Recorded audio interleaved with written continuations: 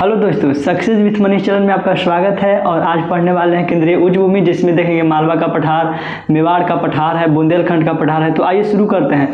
इससे पहले हम अगर इसके पहले का लेक्चर नहीं देखें तो आप जाके पहला लेक्चर देख लीजिए, जिसमें बताया गया है अरावली पर्वत के बारे में। अरावली पर्वत को बताए थे, अरावली पर्वत का विस्तार बताए थे। आप जान चुके हैं कि अरावली पर्वत का विस्तार जो है गुजरात के पालनपुर से लेकर दिल्ली तक है। सर्वाधिक विस्तार के बारे में बताया था कि अरावली का सर्वाधिक विस्तार जो है राजस्थान में है। ऐसे गुजरात, राजस्थान, हरियाणा और दिल्ली में इसका विस्तार है।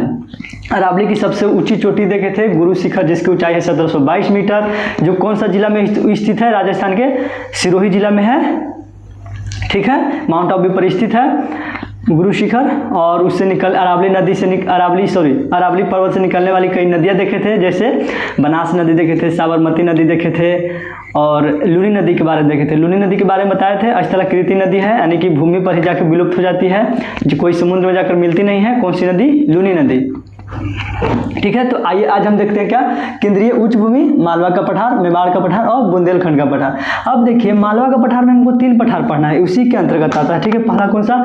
मेवाड़ का पठार, मालवा का पठार और बुंदेलखंड का पठार। ठीक है, जैसे यहाँ पर देखिए, अगर लेते हैं, पहला देखते हैं मेवाड़ का पठार ले लेते हैं। यहाँ पहले मैप ले लेते हैं चित्र में।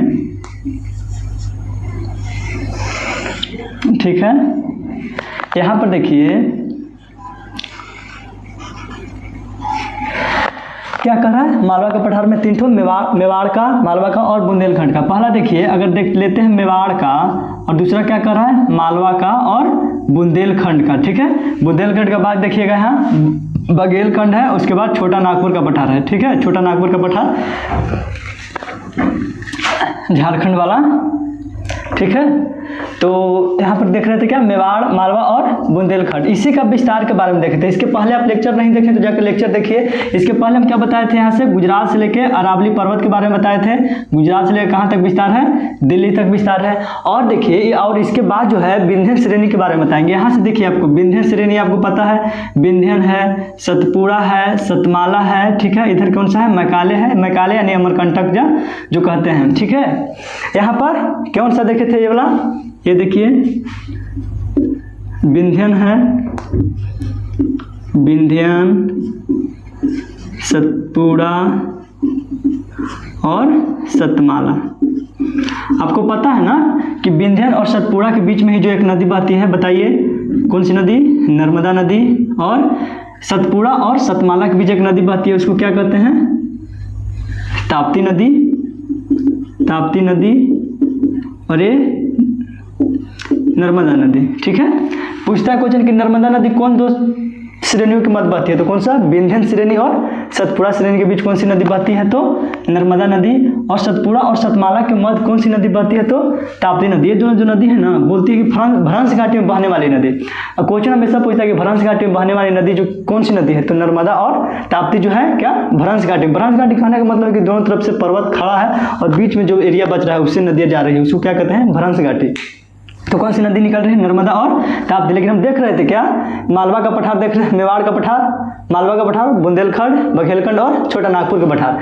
तो इसी का क्या कर रहे हैं? हम विस्तार के बारे में पढ़ रहे हैं। ठीक है, इसका विस्तार देखिए कहाँ से कहाँ तक है। अगर इसका विस्तार के बारे में देखेंगे तो कैसे लिखेंगे?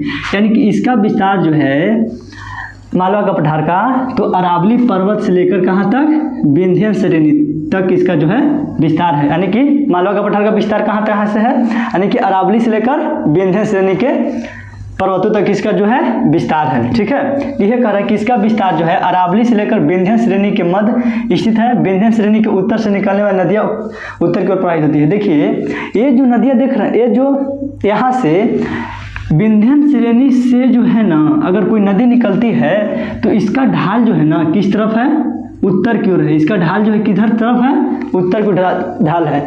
जैसे यहाँ से देखिए, यहाँ से निकलती है कौन सी नदी? अगर चंबल नदी को देखें, चंबल नदी भी विंध्य श्रेणी इसी रेंज से निकलती है। ठीक है, जाना पाओगे पहाड़िया से, तो कहाँ किस तरफ जाती है? उत्तर की तरफ जाती है। यानी कहने का मतलब कि उत्तर तरफ, जहाँ नदियाँ किस तरफ जाएगी, जहाँ ढाल होगी उसी तरफ जाएगी। यानी कि विंध्य श्रेणी से ढाल जो है ना किधर है? उत्तर की ओर। यानी उत्तर की ओर कहने का मतलब क्या? गंगा की मैदान की ओर। गंगा की मैदान आप पढ़े थे। ठीक है, यानी कि गंगा के मैदान के, यानी कि इसका ढाल की बात करें, यानी कि इस तरफ जो है ये पठार का ढाल का बात करें ना, यानी कि 5 कितना लगभग 400 से 500 किलोमीटर पर सेंटीमीटर जो है इसका ढाल जो है क्या होता है, घटता है। ठीक है, तो देख रहे थे क्या, इसका विस्तार के बारे में देख रहे थे। इसका विंध्य श्रेणी उत्तर से निकलने वाली नदियाँ और प्रवाहित होती है। बिल्कुल, मालवा की ढाल उत्तर की ओर है और विशाल चट्टानों से निर्मित है जिससे काली मिट्टी का निर्माण होता है। ठीक है, यानी कह रहा है ना कि ये वाला जो पूरा एरिया जो है कौन सी मिट्टी है इसका, यानी कि इसका निर्माण कैसे हुआ। इसका निर्माण जो है ना बेसाल्ट चट्टानों से हुआ है। जब बेसाल्ट चट्टानों से होगा यानी कि लावा से होगा तो क्या होगा, काली मिट्टी का निर्माण होगा। जब काली मिट्टी का निर्माण होगा तो काली मिट्टी के तो बारे में जानते हैं, काली मिट्टी पर कौन सी फसल होती है, कपास, तिलहन और दलहन। ठीक है, तिलहन हो गया, दलहन हो गया, कपास हो गया, ये सब काली मिट्टी पर होती है। काली मिट्टी का एक और नाम दिया गया है, काली मिट्टी को चेरनोजम मिट्टी भी कहा जाती है। या चेरनोजम मिट्टी किसको कहा जाता है, तो काली मिट्टी को। और काली मिट्टी को ही ना स्वतः जुताई वाली मिट्टी कहते हैं। और काली मिट्टी जो है पानी बहुत सोखती है। ठीक है, यानी कि खुद चिपचिपा हो जाती है। काली मिट्टी जो है खुद चिपचिपा हो जाती है। कौन सी मिट्टी, तो काली मिट्टी। काली मिट्टी को कौन सी मिट्टी कहते हैं, स्वतः जुताई वाली मिट्टी या चेरनोजम मिट्टी कहते हैं। ओके, काली मिट्टी में कौन सी फसल होती है, तो काली मिट्टी कपास होता है, तिलहन होता है, दलहन होता है। काली मिट्टी में जो है ना एल्युमिनियम, मैग्नीशियम, पोटास, आयरन की मात्रा अधिक होती है। काली मिट्टी में किस चीज़ का मात्रा अधिक होती है, तो एल्युमिनियम, मैग्नीशियम, पोटास, आयरन की मात्रा जो होती है अधिक होती है। तो कमी किस चीज़ की होती है, हमेशा पूछता है क्वेश्चन ना कि काली मिट्टी में सर्वाधिक मात्रा में कौन सा पाया जाता है, तो एल्युमिनियम बताएंगे, पोटास बताएंगे और मैग्नीशियम बताएंगे। लेकिन कमी के बारे में पूछते तो नाइट्रोजन, फास्फोरस और ह्यूमस की क्या होती है, उसमें कमी होती है। काली मिट्टी को चेरनोजम मिट्टी कहा जाता है जिस पर कपास, चना, तिलहन, दलहन आदि का उत्पादन किया जाता है। इस क्षेत्र में पूर्वोक्त कई नदियां प्रवाहित होती है। कई नदियां प्रवाहित होती हैं, हाँ देख लीजिए, यानी कि इस क्षेत्र में प्रवाहित होने वाली नदियां देख लीजिए आप।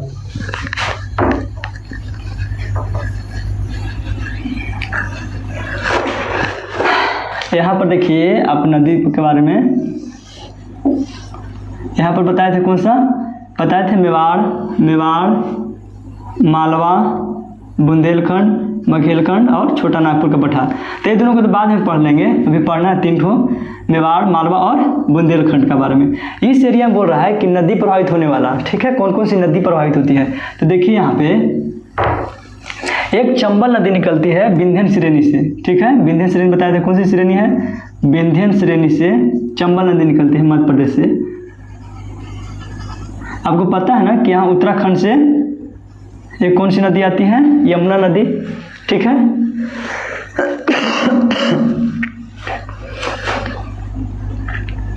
जो कौन सी नदी आ रही है बोला, यमुना नदी। ये कौन सी नदी है, चंबल। ठीक है, आपको बताए थे यहाँ से कौन सी, अरावली श्रेणी। अरावली से एक नदी बताए थे बनास नदी। बनास नदी बताए थे कौन सी नदी बोला, बताए थे बनास। बनास किसकी सहायक नदी है, चंबल की सहायक नदी है। एक और निकलती है विंध्यन श्रेणी से ही, इसकी सहायक नदी है छिपरा, काली सिंध, पार्वती। कौन सी नदी है बोला, छिपरा, काली सिंध, पार्वती। चंबल की सहायक नदी कौन कौन है, चंबल की सहायक नदी एक बनास नदी है, छिपरा है, काली सिंध है और पार्वती है। ठीक है, और एक नदी निकलती है यहीं से विंध्यन श्रेणी से ही, इसे मिटा दीजिए, बेतवा, और एक केन नदी निकलती है। बेतवा की सहायक नदी है एक ठो धासन नदी। ठीक है, यानी कि ये वाला जो एरिया में बहने वाली नदी है कौन कौन है, बनास नदी, छिपरा, काली सिंध और पार्वती, बेतवा, धासन और केन। यानी कि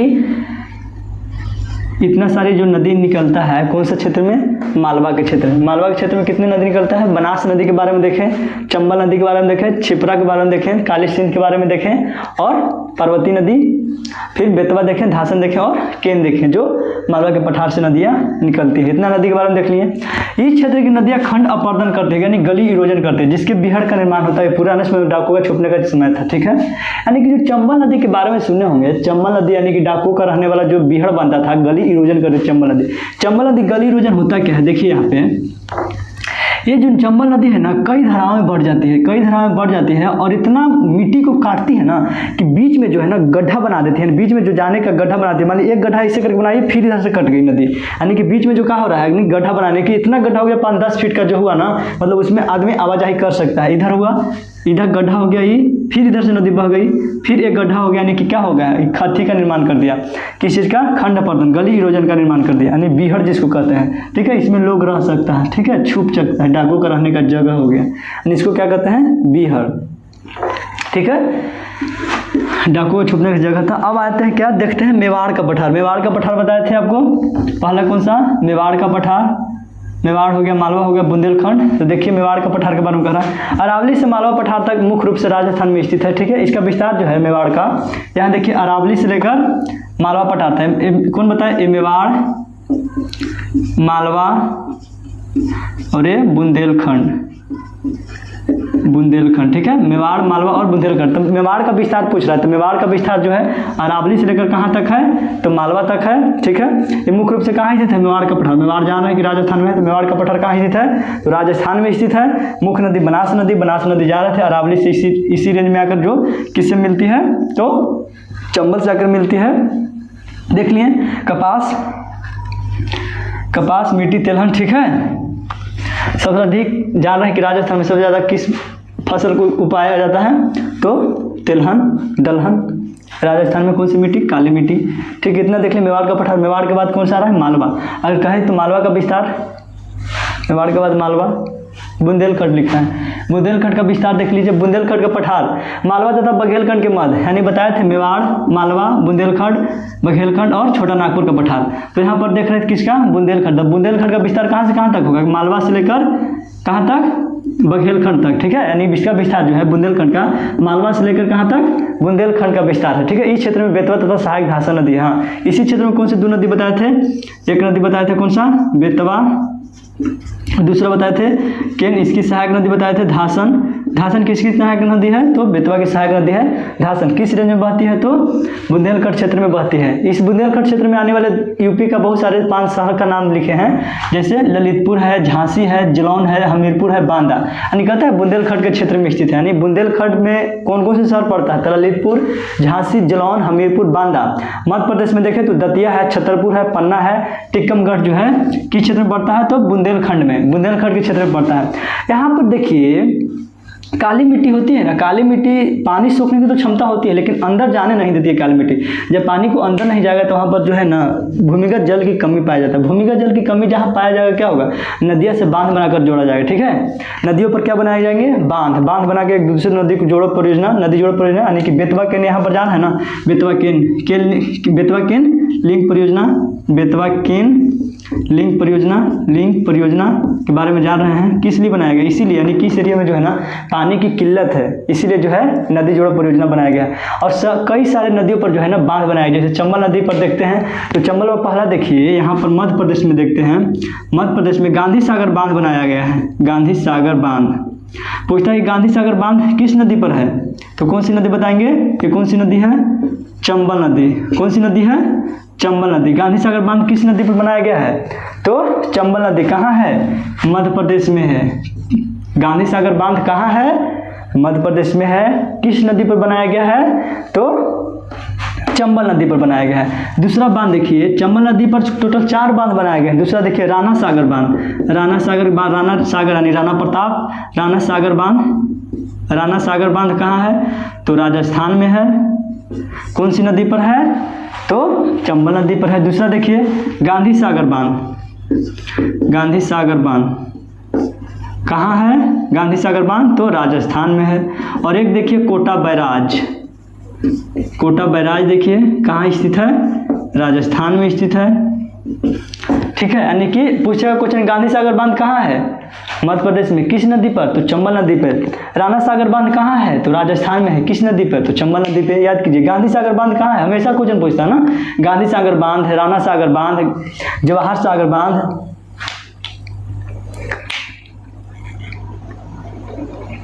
सॉरी गांधी सागर बांध 2 बार लिखा गया ना, जवाहर सागर बांध होगा यहाँ, जवाहर सागर बांध। जवाहर सागर बांध। जवाहर सागर बांध कहाँ है? तो राजस्थान में स्थित, ठीक है। गांधी सागर, राणा सागर और जवाहर सागर कोटा बैराज किस नदी पर है? तो चंबल नदी पर स्थित है। इतना आप देख लीजिए, फिर से एक बार देख लेते संक्षिप्त में थोड़ा। बताए थे क्या? मालवा का पठार, मालवा का पठार में कौन सा? मेवाड़ का पठार, मालवा का पठार, उसके बाद बुंदेलखंड, बघेलखंड और छोटा नागपुर का पठार। इसका विस्तार पढ़े थे अरावली से लेकर विंध्य श्रेणी तक। अब विंध्य श्रेणी तक इसका विस्तार है किसका? मालवा का पठार तक। यानी कि मालवा का पठार का जो ढाल जो है ना किस तरफ है? उत्तर की ओर है। यानी कि मालवा के पठार से निकलने वाली नदी जो है उत्तर की ओर जाती है। उत्तर की ओर जाने का मतलब कहने का है कि गंगा के मैदान की ओर जाती है, ठीक है। गंगा के मैदान यानी कि ये वाला जो एरिया है मालवा का पठार वाला, उसमें कौन सी मिट्टी पाई जाती है? काली मिट्टी पाई जाती है। जहाँ काली मिट्टी